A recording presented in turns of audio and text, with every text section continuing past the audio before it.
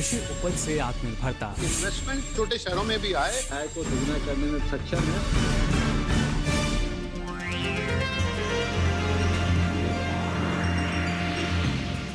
नमस्कार, आप देख रहे हैं दूरदर्शन किसान विचार विमर्श में आपका स्वागत है। मैं हूं अंजू सिंह। भारत की अर्थव्यवस्था में कृषि का अहम योगदान है। किसानों को बुआई से लेकर उपज को बेचने तक कई पड़ाव पार करने होते हैं और इस प्रक्रिया में कई समस्याएं भी आती हैं। किसान जी तोड़ मेहनत करके उत्पादन के नए कीर्तिमान तो बना लेते हैं, लेकिन फसल भंडारण की पर्याप्त जानकारी के अभाव में खुले आसमान के नीचे फसल रखने पर मजबूर होते हैं, जिस पर बेमौसम बारिश से उपज खराब होने का डर हमेशा रहता है। वहीं दूसरी तरफ फसल को वाजिब दाम पर बेचना एक चुनौती लगती है। हालांकि राष्ट्रीय कृषि बाजार यानी ई-नाम पोर्टल इस समस्या के समाधान के लिए कारगर साबित हुआ है। ये एक ऐसा ऑनलाइन पोर्टल है जिसमें किसान देश के किसी भी हिस्से में अपनी फसल गुणवत्ता के आधार पर पूरी पारदर्शिता से बेच सकते हैं। आज के इस कार्यक्रम में हम फसल भंडारण और फसल विक्रय पर चर्चा करेंगे। रबी फसल भंडारण और राष्ट्रीय कृषि बाजार पर चर्चा के लिए हमारे साथ स्टूडियो में मौजूद हैं भारतीय कृषि अनुसंधान संस्थान में प्रधान वैज्ञानिक डॉक्टर एस.के. झा। नमस्कार। उत्तर प्रदेश के मोदीपुरम स्थित YEDF में प्रधान वैज्ञानिक डॉक्टर रितेश शर्मा। अतिरिक्त प्रबंध निदेशक नेफेड से सुनील कुमार सिंह जी हमारे साथ मौजूद हैं और वरिष्ठ पत्रकार संदीप दास जी। तो आज का विषय आप समझ चुके हैं। आज हम बात करेंगे रबी फसलों के भंडारण के बारे में और राष्ट्रीय कृषि बाजार के बारे में। विस्तार से चर्चा होगी कि कैसे किसानों की जिंदगी बदलने में काम कर रहा है, क्या इसके लाभ हैं और 4 सालों में क्या हमने इसमें कुछ कमियां भी पाई हैं। इन सभी बातों पर विस्तार से चर्चा होगी, लेकिन उससे पहले नजर इस रिपोर्ट पर।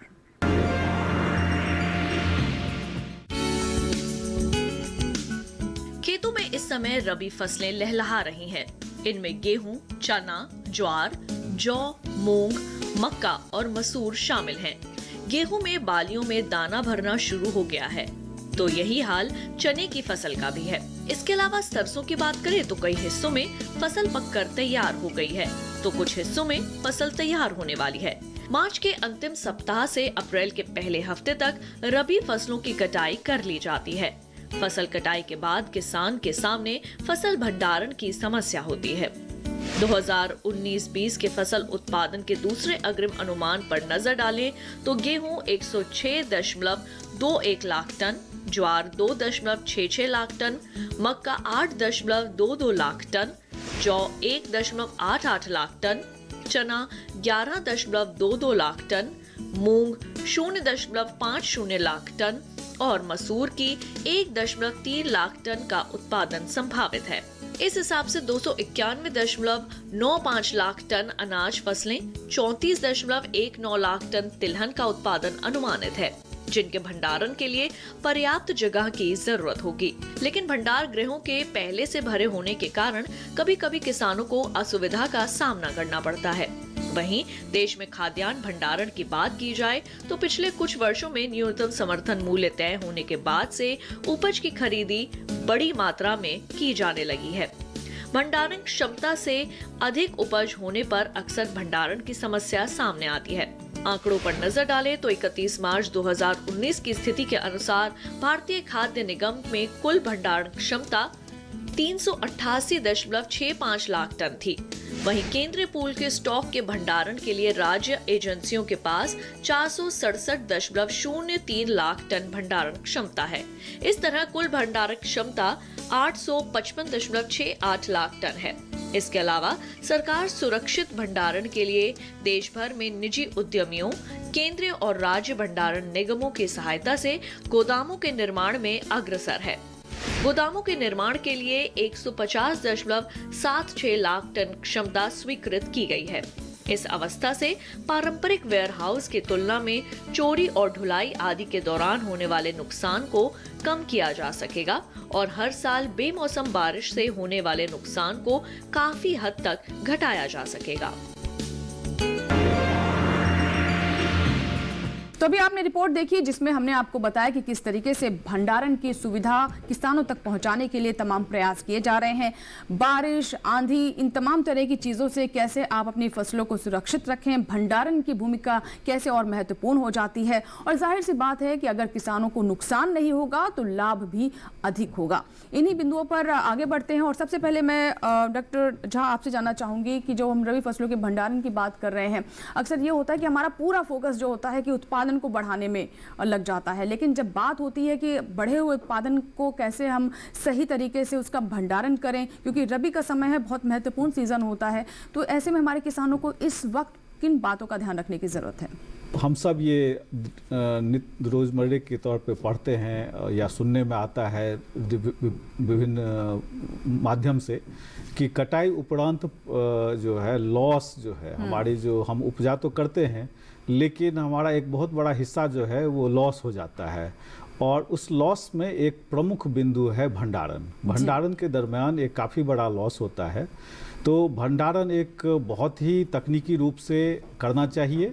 और इस तकनीक में अगर हम आपको कुछ बातें बताएं कि जिसका ध्यान रखना बहुत ज़रूरी है, उसमें है एक तो सबसे पहले उसकी अच्छी तरह से सफाई होनी चाहिए, हाइजीन। जो अभी देखते हैं कि हाल के दिनों में जो कोरोना को लेकर के आ रही है बातें, तो पर्सनल हाइजीन को ही लेकर के दिया जा रहा है कि इसमें रखना चाहिए ध्यान। उसी तरह से क्योंकि जो हमारे अनाज हम लोग काट के लाते हैं घरों में, वो भी एक जीता जागता पदार्थ है, वो भी सांस लेता है। और इसीलिए सबसे महत्वपूर्ण है कि उसकी अच्छी तरह से सफाई करें और उसके बाद उसकी नमी का निर्धारण करें कि जितने अवधि के लिए रखना है, अगर शॉर्ट टर्म अवधि के लिए रखना है तो नमी थोड़ी ज़्यादा हो सकती है।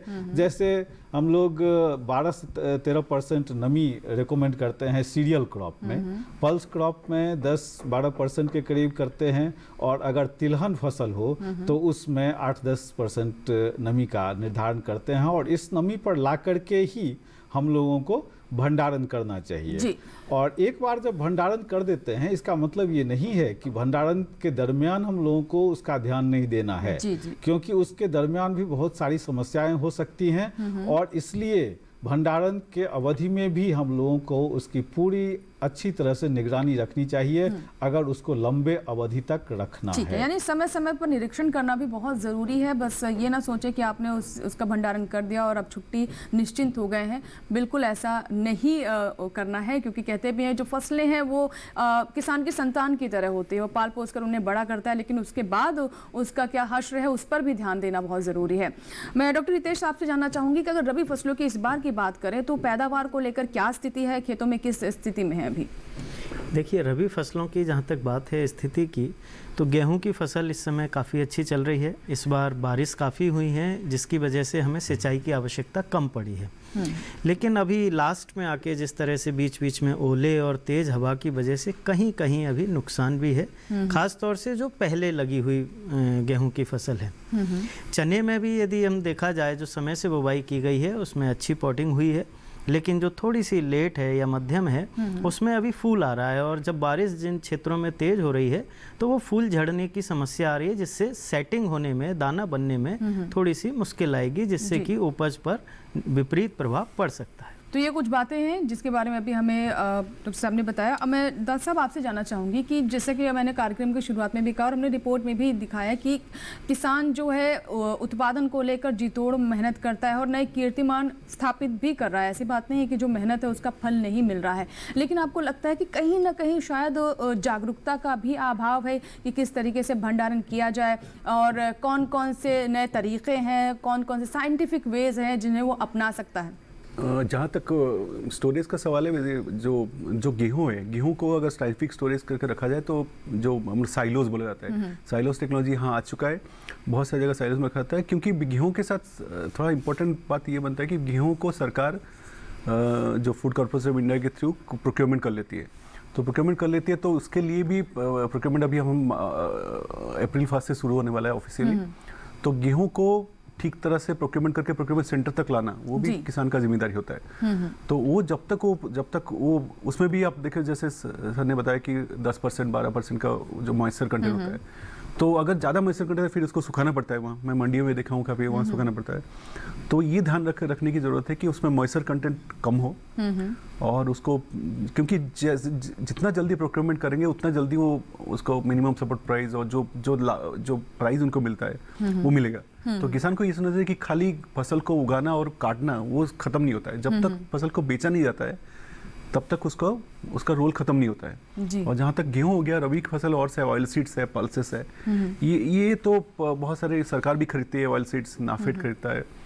तो जब तक वो प्रोक्योरमेंट सेंटर नहीं आता है, किसान को ये ध्यान में रखने की जरूरत है कि पर्टिकुलरली जो मॉइस्चर कंटेंट, आप देखोगे कुछ दिन बारिश हुआ, अभी बारिश के वजह से भी उसको प्रोटेक्ट करने की रखने की जरूरत है हार्वेस्ट के बाद।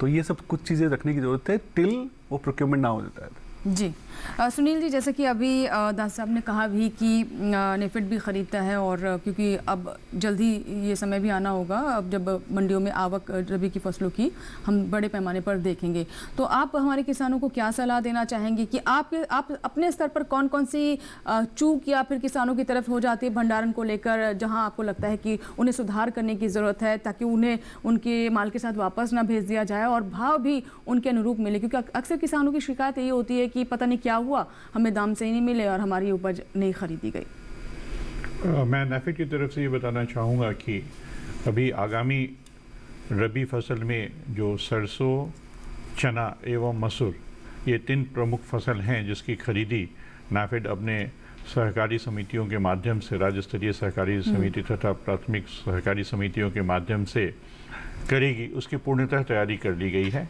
सरकार ने भी करीब 12 लाख मीट्रिक टन चने की खरीदी का प्रस्ताव स्वीकृत कर दिया है, और यह अनुमान है कि ये अभी और बढ़ेगा। मसूर तथा मस्टर्ड की खरीदी की भी तैयारी कर ली गई है।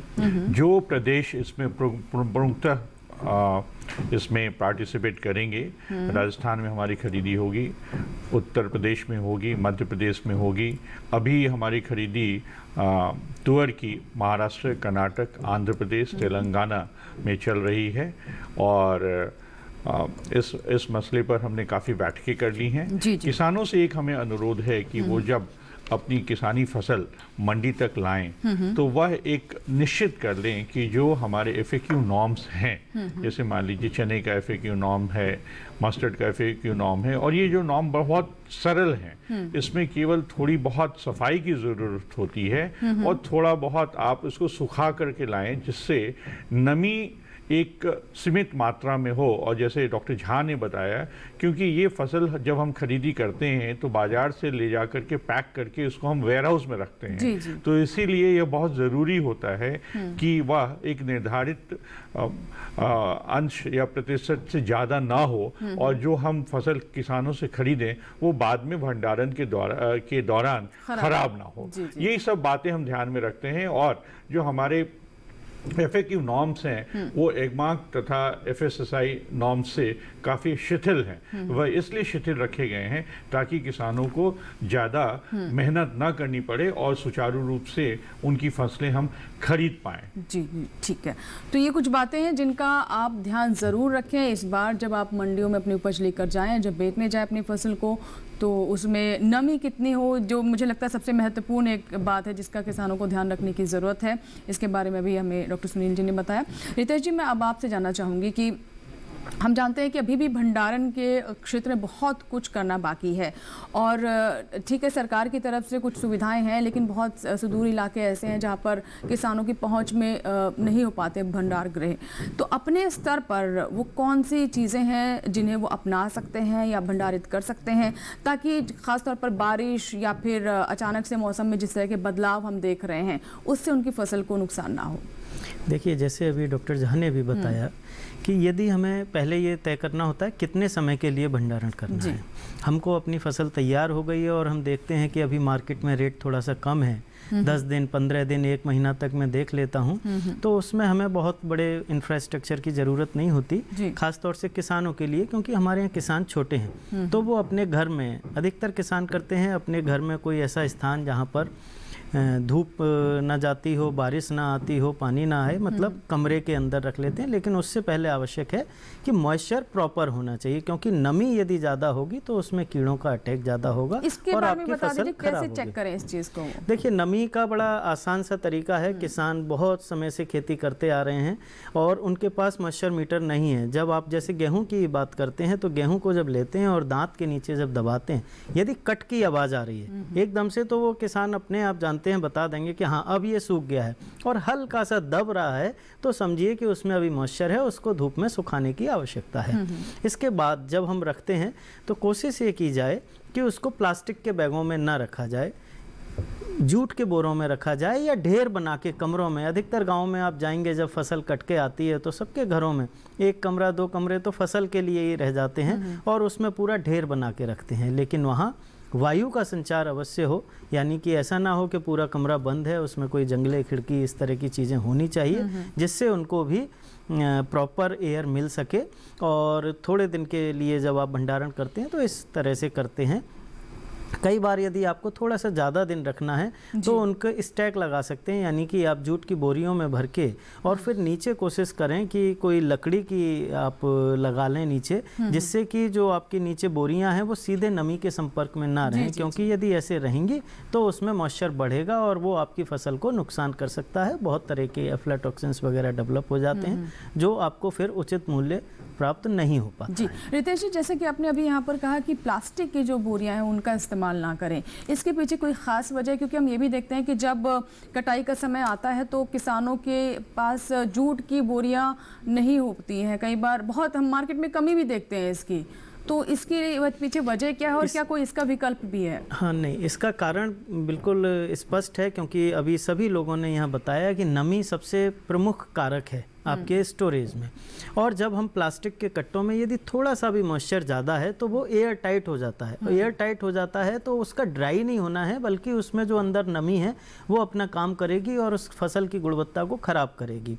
इसके विपरीत यदि हमारे पास जूट के बैग हैं जिसमें हवा भी पास होती है, हवा जा सकती है, तो वो मॉइस्चर जो थोड़ा बहुत ज़्यादा है, जैसे हमें 12% चाहिए और 13 है, तो वो 12 पर आ जाएगा।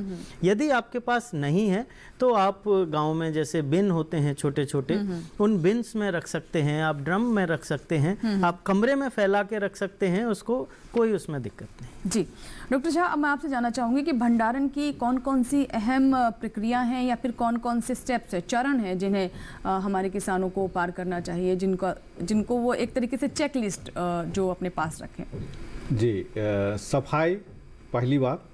और सफाई के लिए मैं अभी इस समय में 1-2 उपकरण का नाम भी बता दूं, अगर यांत्रिकीकरण करना चाहें तो एक एयर स्क्रीन क्लीनर आता है।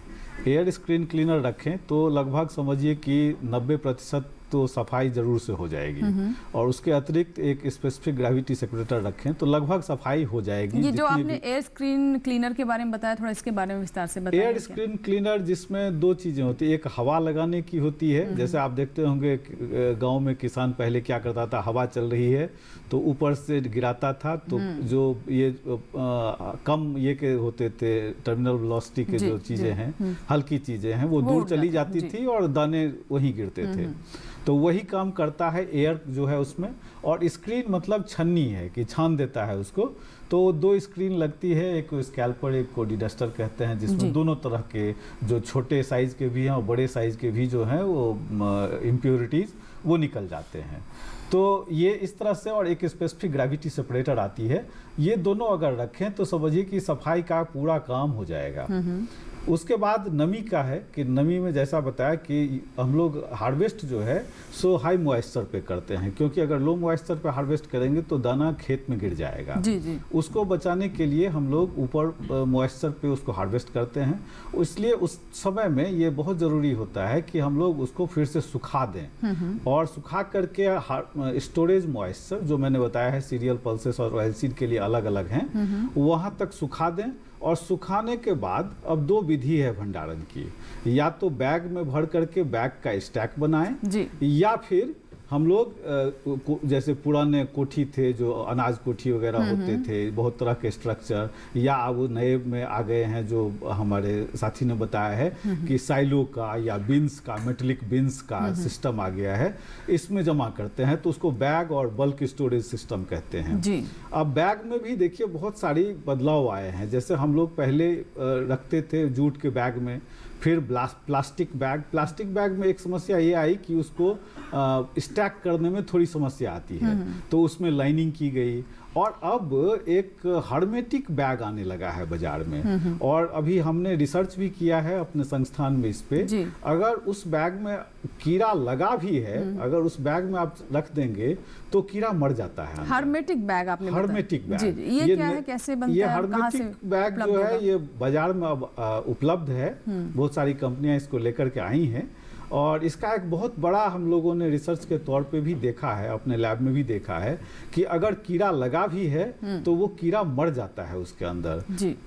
बात यह है कि जब हम हर्मेटिक मतलब बाहर से आदान प्रदान नहीं हवा का होने देते हैं तो सांस तो लेती है, अनाज जो रखा है हमने वो सांस लेती है, तो सांस में कार्बन डाइऑक्साइड छूटता है। कार्बन डाइऑक्साइड की मात्रा जब बढ़ जाती है तो वो लीथल हो जाता है, तो उसके कारण जो है जो उसमें इंसेक्ट रहते भी हैं वो मर जाते हैं, और नए इंसेक्ट के लगने का खतरा खत्म हो जाता है।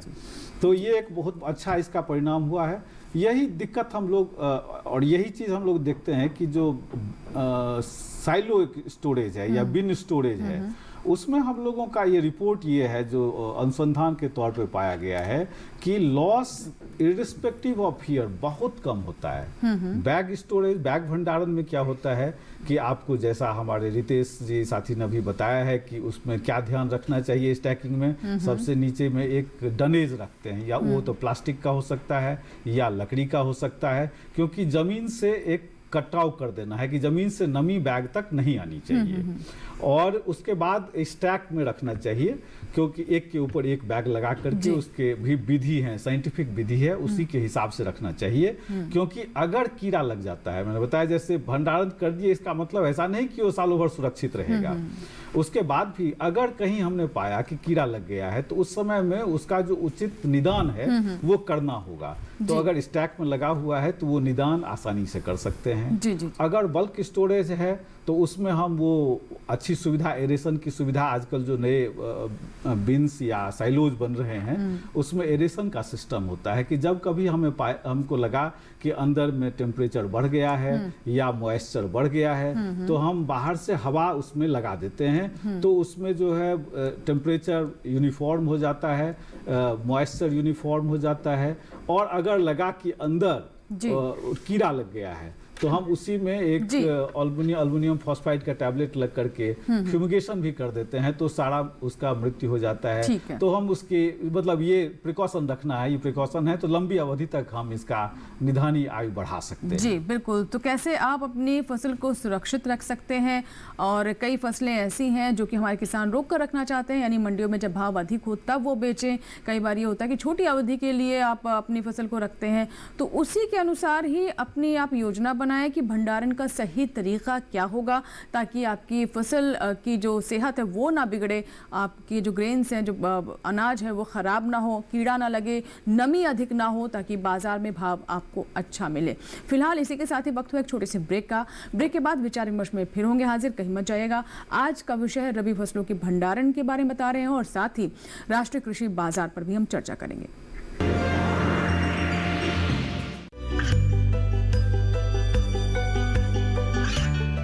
गांवों और पिछड़े क्षेत्रों में सरकारी योजनाओं की जानकारी पहुंचा।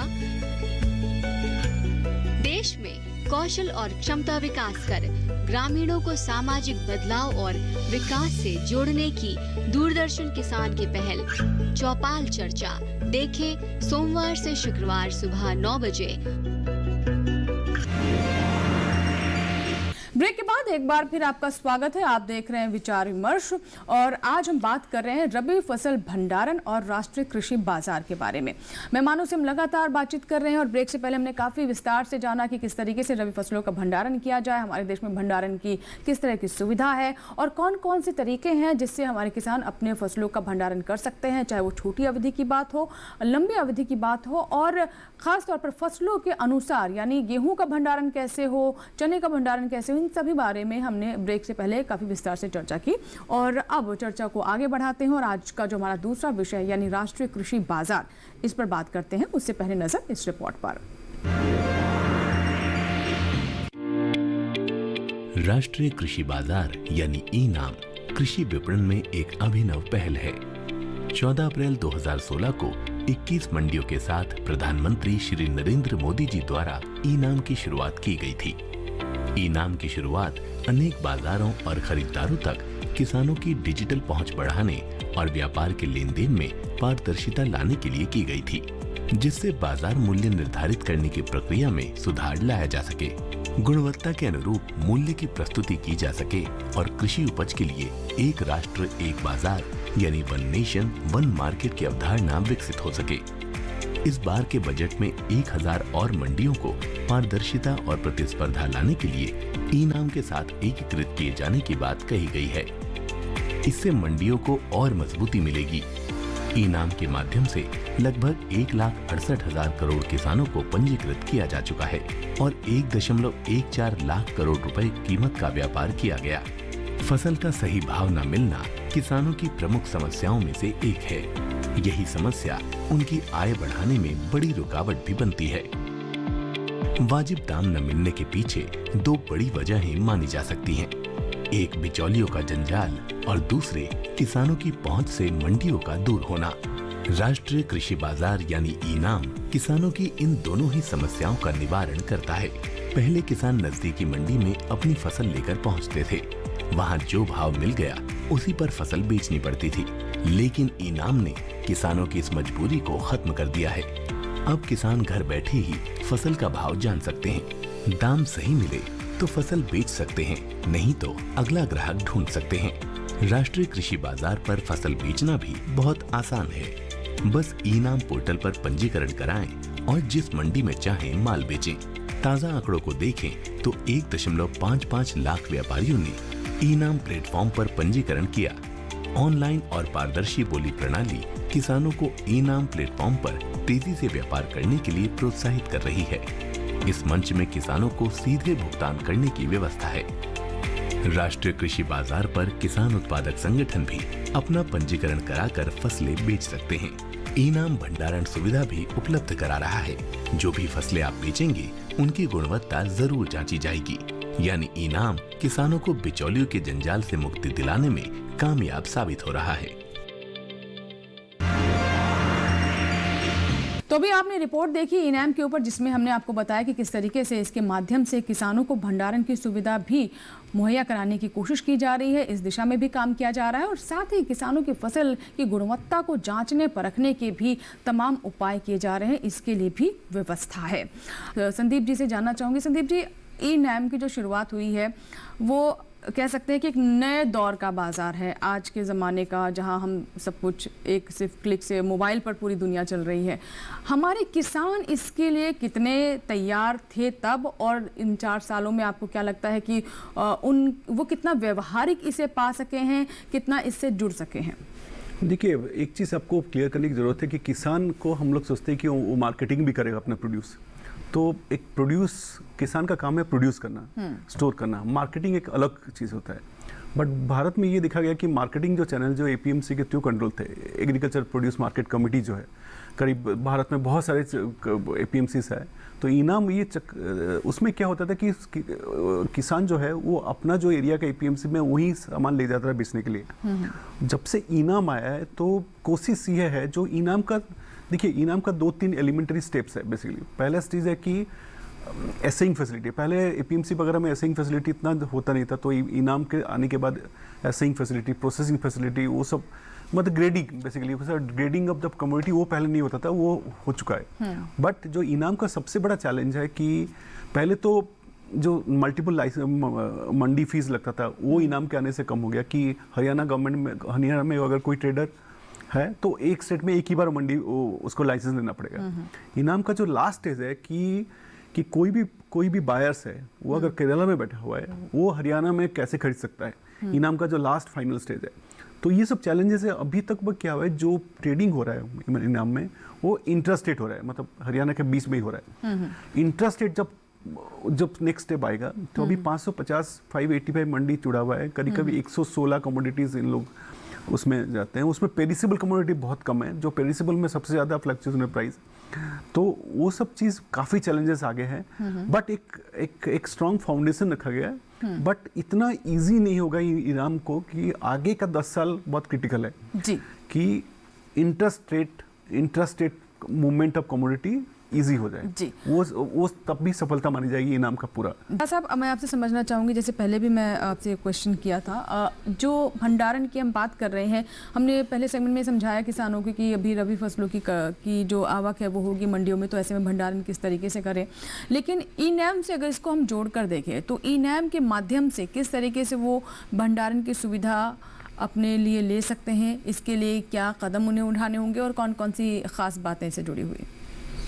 भंडारण तो जरूरी है ही, आप चाहे बाजार किसी भी माध्यम से करें, भंडारण तो आपको करना ही होगा। और भंडारण में एक और पॉइंट मैं जोड़ना चाहता हूं यहाँ पर। भंडारण एक तो बीज का होता है और एक जो खाद्यान्न के लिए हम यूज़ करते हैं, तो इस दोनों में थोड़ा सा अंतर होता है।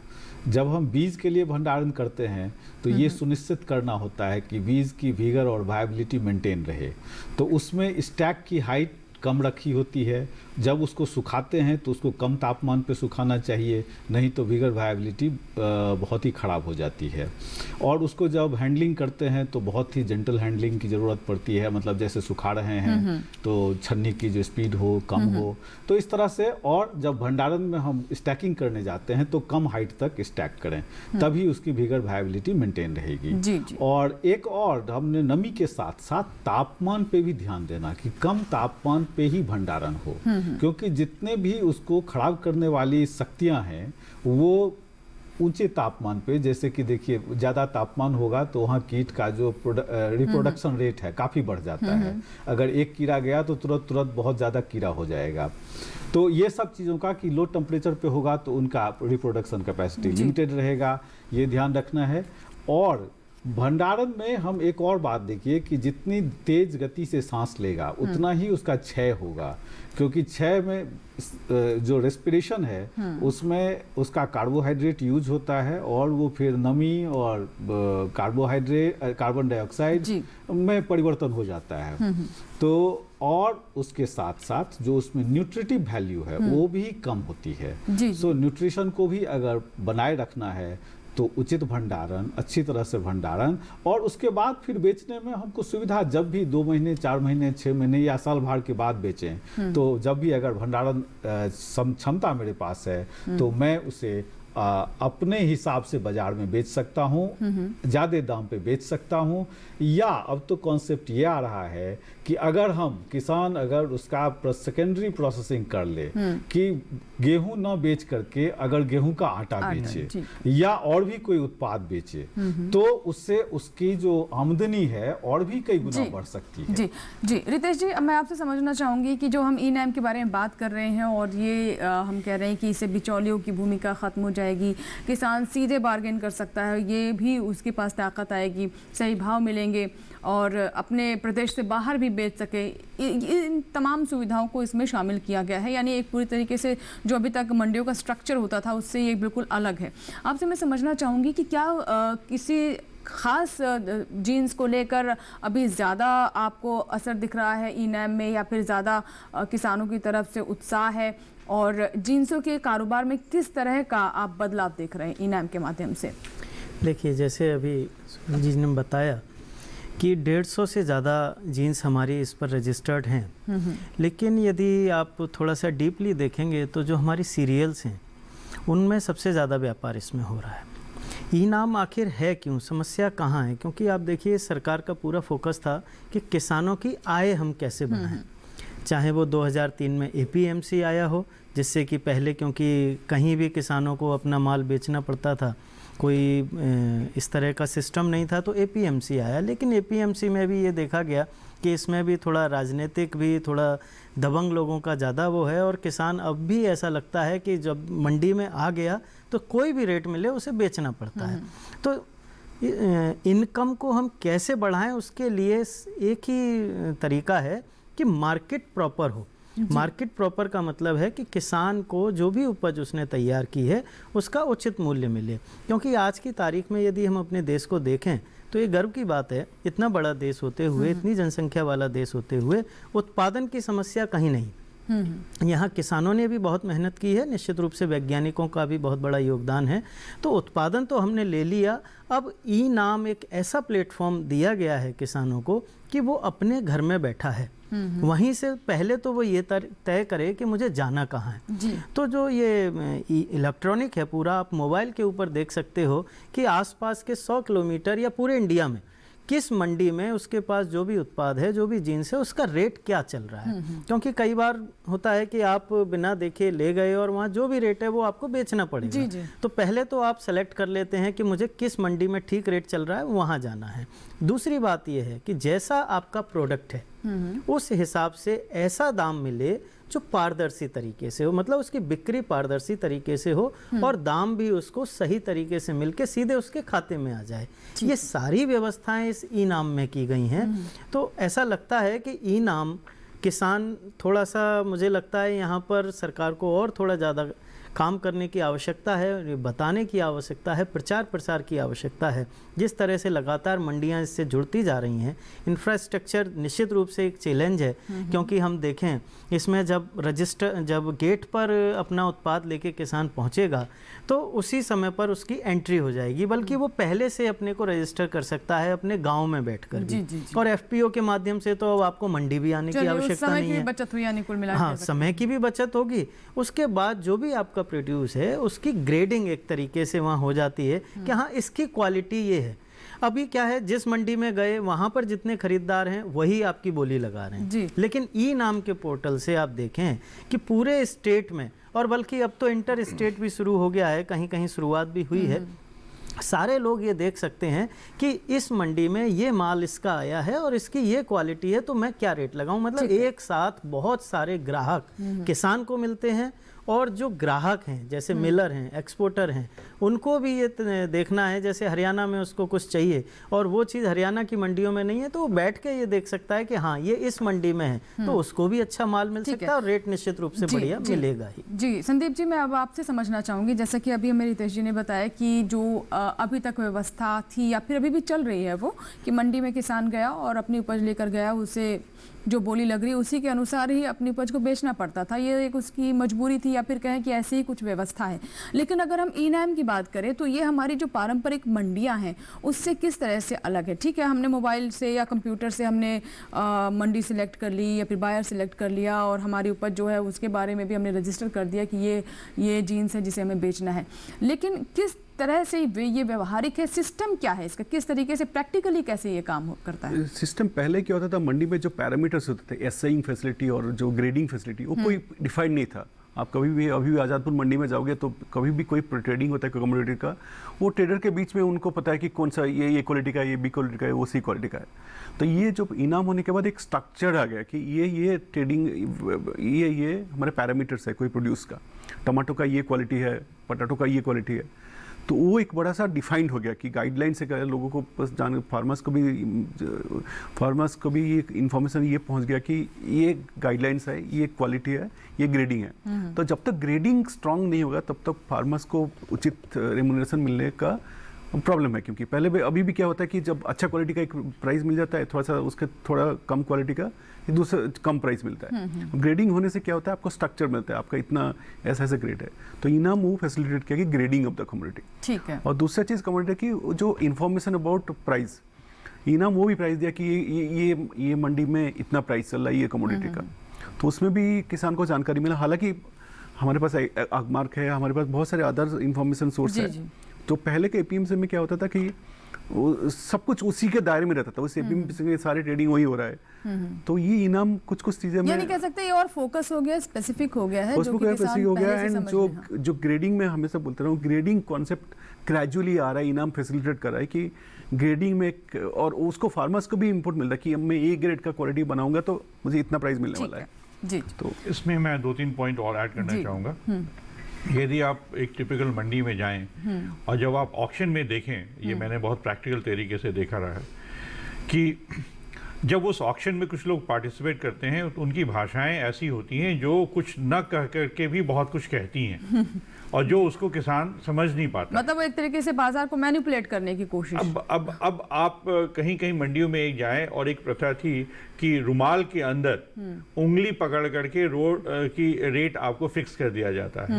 अब आप मुझे बताएं, मैं एक किसान हूं, मैं अपना सामान बेचने गया और 4 लोग 5 लोग उसको मिल करके मेरे माल का रेट तय कर दें और मुझे उसी रेट पे बेचना पड़े, तो मैं एक किसान के रूप में कितना संतोष मुझे मिलेगा? बिल्कुल, इस व्यवस्था पे आप एक बात इसी बताएं। संतोष को बनाने के लिए ई-नैम की शुरुआत की गई और जैसा कि हमारे मेहमान बता भी रहे हैं कि इसका काफी सकारात्मक असर भी देखने को मिल रहा है। किसान भी काफी सहज हो रहे हैं, धीरे धीरे इससे जुड़ रहे हैं।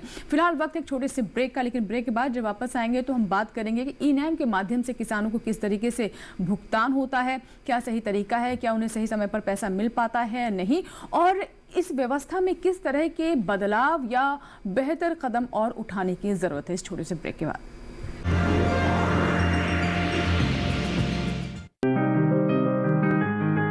बीमारियों से कैसे बचेगी फसल, मवेशियों की मुश्किलों का क्या है हल, कहां से लाएं बीज, कितनी लगेगी खाद, किसानों के हर फोन का विशेषज्ञ देंगे जवाब। देखिए हेलो किसान लाइव सोमवार से शुक्रवार शाम 6 बजे।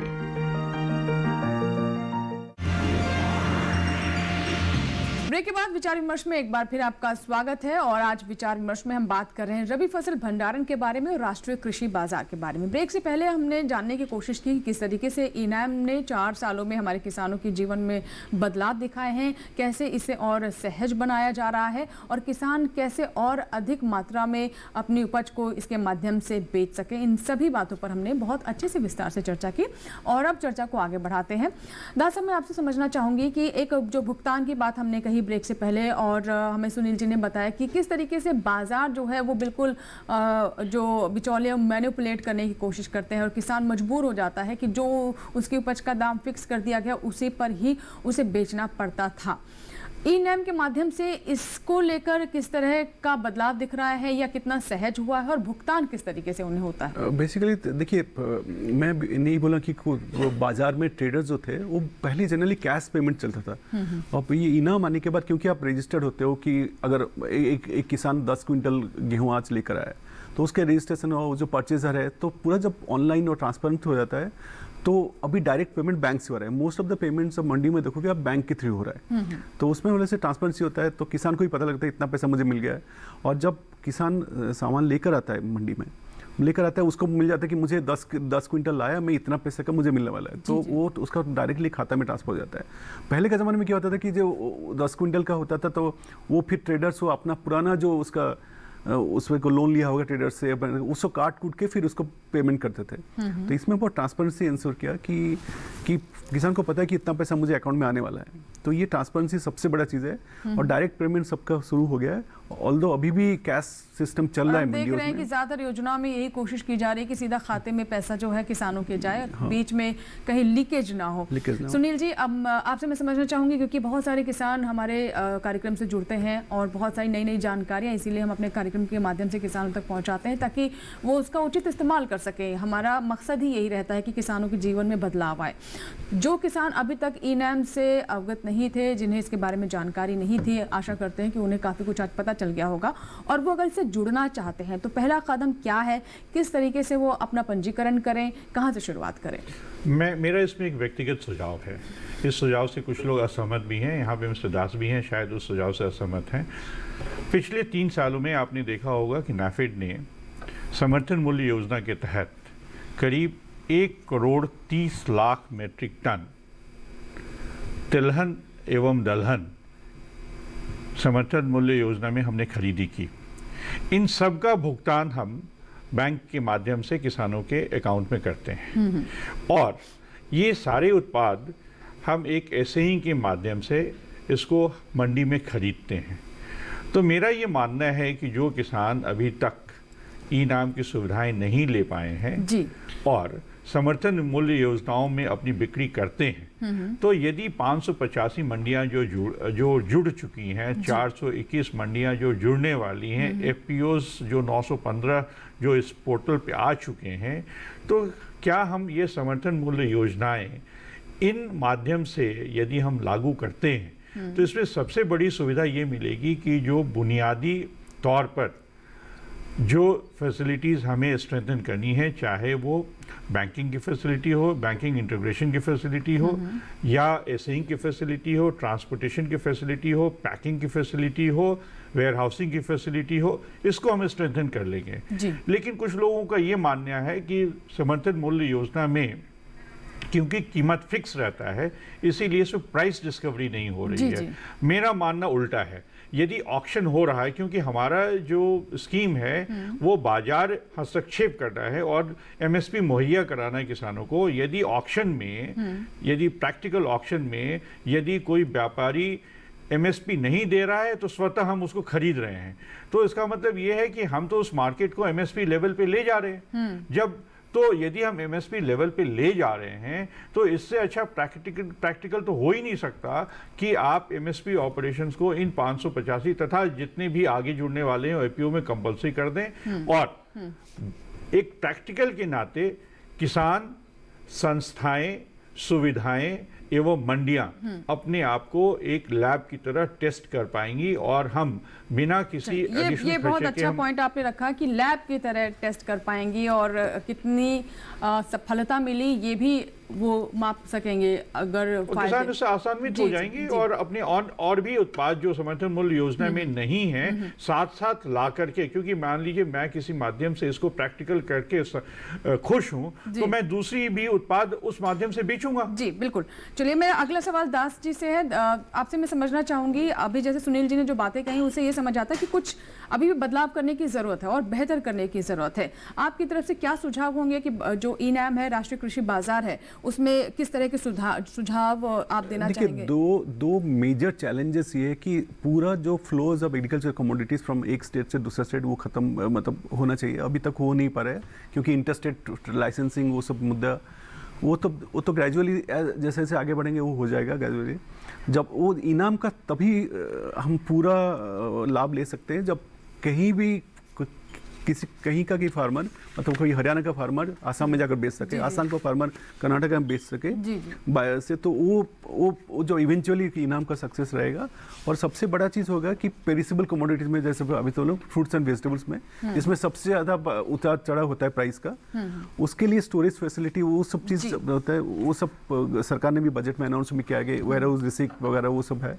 तो ये सब चैलेंजेस है वो अगले 10 साल चैलेंजेस हैं, चुनौतियां हैं, वही मेरे ख्याल से सुधार भी है, उन्हीं पर ही हमें काम करने की जरूरत है। बाजार और व्यापक हो और बड़ा हो, किसान सिर्फ अपने घर से 20-25 किलोमीटर की दूरी की मंडी तक ही सीमित ना रहे, यही कोशिश है, यही मकसद भी है इनाम का। क्योंकि कार्यक्रम को समाप्त करने का समय हो गया है तो अपने सभी मेहमानों से मैं आज के विषय पर कुछ पॉइंट्स चाहूंगी, कुछ अगर सुझाव या फिर अपनी तरफ से कुछ खास बातें बताना चाहेंगे। रितेश जी कम शब्दों में। देखिए, जैसे कि बात हो रही है इनाम सक्सेस और ज़्यादा कैसे हो, तो उसमें मैं यही कहूँगा कि जहाँ तक हम लोग कहते हैं कि बिचौलियों को दूर हटाना है, मुझे लगता है कि जो आड़त हैं, आड़ती हैं, उनका भी एक रोल है, तो उनको भी हमें स्ट्रेंथन देना है और ये विश्वास दिलाना है कि आपका इसमें नुकसान नहीं हो रहा है, क्योंकि ये प्रक्रिया उनके द्वारा ही चल रही है। क्योंकि आप जब तक सफल नहीं होंगे जब तक आप किसी के रोजगार को ख़त्म नहीं करते हैं। यदि आप रोजगार ख़त्म करके सफल होना चाहते हैं, क्योंकि इसमें जो प्रॉब्लम्स आ रही हैं वो एक तो यही है कि आड़त के लोगों को ऐसा लगता है हमारा नुकसान हो जाएगा, दूसरा कहीं कहीं जो स्टेट गवर्नमेंट्स हैं इनको भी, क्योंकि इससे रेवेन्यू एक इम्पोर्टेंट इन्वेस्टमेंट पॉइंट है जी, और जी। पैसा आता है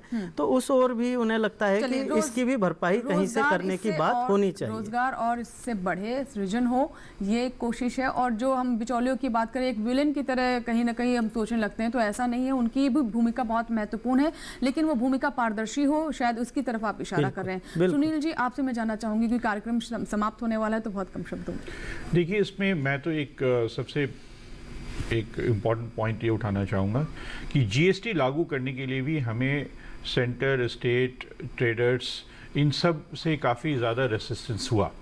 जिस तरीके से जीएसटी काउंसिल बना, उसी तरीके से एक काउंसिल इस इनाम के लिए भी बनना चाहिए, जिसमें स्टेट का रिप्रेजेंटेशन हो, सेंटर का रिप्रेजेंटेशन हो, फार्मर्स का रिप्रेजेंटेशन हो, ट्रेड का रिप्रेजेंटेशन हो। जैसे रितेश ने बताया जो भी आज के तंत्र में जो लोग इसमें जुड़े हुए हैं, सबका उसमें रिप्रेजेंटेशन हो और उसमें एक ग्रीवांस रिड्यूसल का प्रोविजन हो, यानी इसे और संगठित और ऑर्गेनाइज्ड करने एक मिशन मोड में इसको हम लाएं। तो मैं इस बात पे बहुत निश्चित हूं कि 2 से 3 साल में ये बहुत ही प्रभावी टूल साबित होगा। जी दास साहब, आप आज के विषय बेचने के लिए बहुत ज़रूरी है कि हम भंडारण करें, और भंडारण करें तो भंडारण वैज्ञानिक विधि से ही करें। और वैज्ञानिक विधि के बारे में जो हम लोगों ने आज चर्चा की है, किसान भाई उसके बारे में जानें, समझें। जो नज़दीकी KVK हो, कृषि विश्वविद्यालय हो या ICR का कोई संस्थान हो, वहाँ से ज़रूर संपर्क करें और अपने वस्तु का, अपने अनाज का भंडारण वैज्ञानिक विधि से ही करें। ठीक है, जहाँ साहब ने बहुत महत्वपूर्ण बात यहाँ पर रखी। अब मैं दास साहब आपसे जानना चाहूँगी, अंत में क्या कहना चाहेंगे? पूरे के पूरे ये कोशिश सेंटर से होना चाहिए कि सारे राज्यों आ जाए, 36 जो हमारे यूनियन टेरिटरीज है वो आना चाहिए। और किसान भाइयों के लिए बोला था कि जो वेयरहाउसिंग कॉन्सेप्ट है उसका भी लाभ लिया जाए। अपना सामान कैसे वेयरहाउसिंग में रख के उसका रिसीप्ट लेकर उसको भी कैसे ट्रेड कर सकते हो, इसका लाभ ले। जी, तो ये थी हमारी आज की चर्चा। आज हमने बात की रबी फसलों के भंडारण पर और राष्ट्रीय कृषि बाजार के बारे में, कौन कौन सी खास बातें इससे जुड़ी हुई, किसान कैसे जुड़ सकते हैं, कैसे जुड़ रहे हैं और आगे किस तरह से इसे और बेहतर किया जा सकता है, कारगर किया जा सकता है। बहुत बहुत शुक्रिया आप सभी मेहमानों को, आप स्टूडियो में आए और इस चर्चा में आपने भाग लिया। उम्मीद करते हैं कि आज के कार्यक्रम के दौरान दी गई जानकारियां आपके लिए लाभकारी साबित होंगी। इससे आपके जीवन में सकारात्मक बदलाव आएगा, यही हमारी कोशिश भी होती है। इसी के साथ ही आज आपसे इजाजत लेंगे, लेकिन अगले सप्ताह नए विषय और नए मेहमानों के साथ फिर होगी आपसे मुलाकात। लेकिन आप बने रहें दूरदर्शन किसान के साथ। नमस्कार।